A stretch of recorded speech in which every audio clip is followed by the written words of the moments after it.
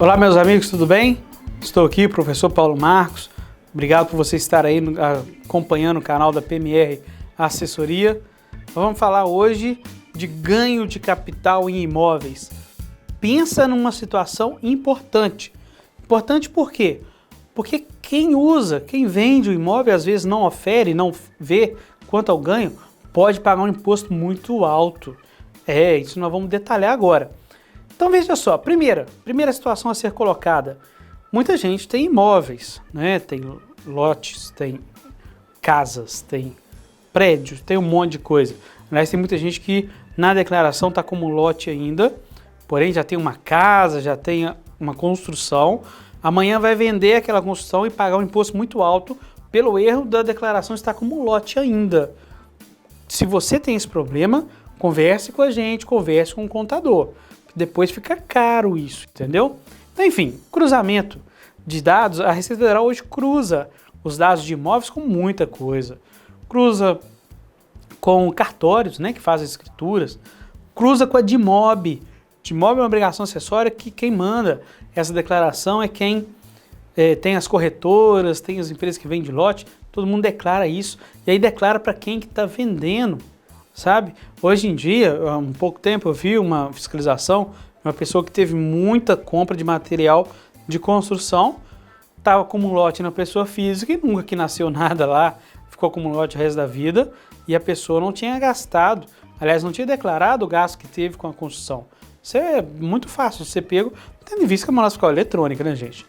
Então, assim, a Receita está cruzando essas coisas, e cruzando, inclusive, com redes sociais. Olha que bacana, tem até uma figurinha clássica, né, que é o cara em vários ambientes. Então ele na balada no Facebook, ele no LinkedIn todo arrumado, com sucesso profissional, ele até mesmo no Tinder, lá todo polposo.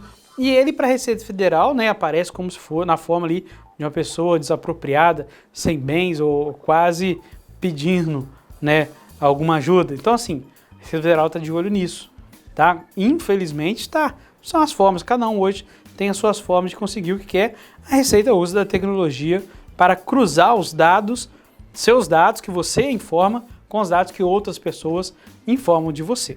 Mas no caso do ganho de capital, o que é o ganho de capital? É quando você, no caso de imóveis, é quando você vende um imóvel e tem um ganho, parece até óbvio, né?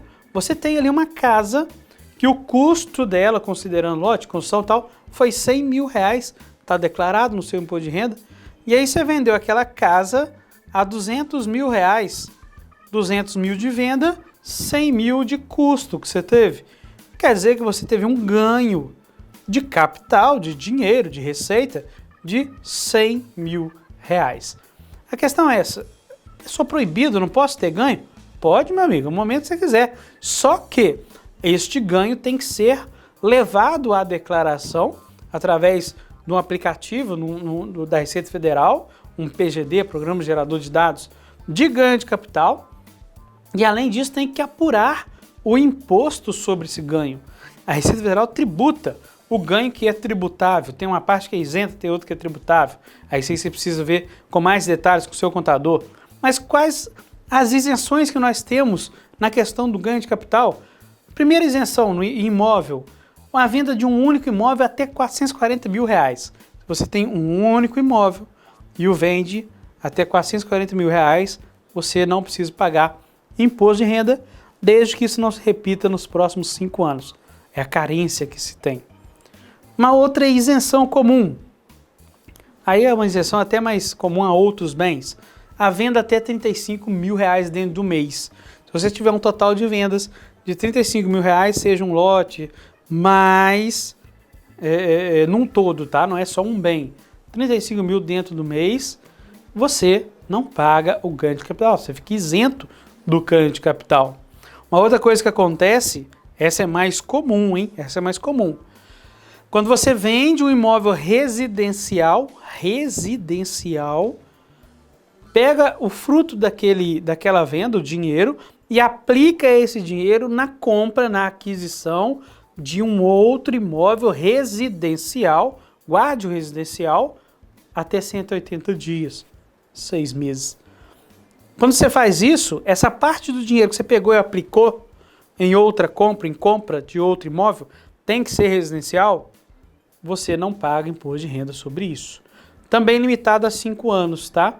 Por que eu estou falando residencial?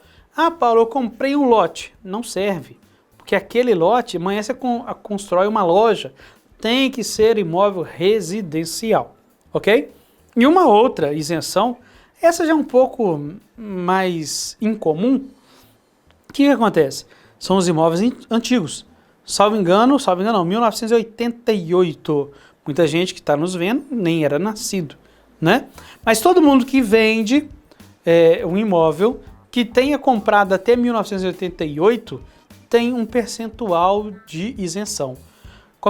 Termina em 88, é o último percentual, 5%, e começa em 1950 e poucos, 59, salvo engano. Então, se você comprou uma casa em 1959, 1960, está vendendo agora, provavelmente você não paga imposto sobre aquela casa.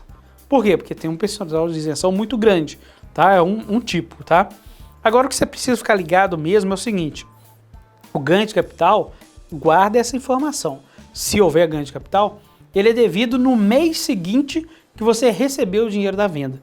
Não é na declaração do imposto de renda lá depois, é no mês seguinte ao recebimento de dinheiro que você vendeu. Isso aí, o pessoal esquece, e quando é apurado, leva para a declaração, aí vê que está com multa e juros, porque isso tem que ser levado para a declaração do imposto de renda depois. Então assim, cuidado com isso, meu amigo. Se você que está vendendo, está pensando em vender, troque ideia com a gente antes de fazer, para você até mesmo saber o valor do imposto, para, se for o caso, embutir no preço da venda e não morrer, entre aspas, com esse tributo só. O tributo é do vendedor, mas você poderia até negociá-lo, ok? Obrigado pelo tema, até mais. Compartilhe esse vídeo, ele vai ser muito usual e importante para várias pessoas. Abração, tchau!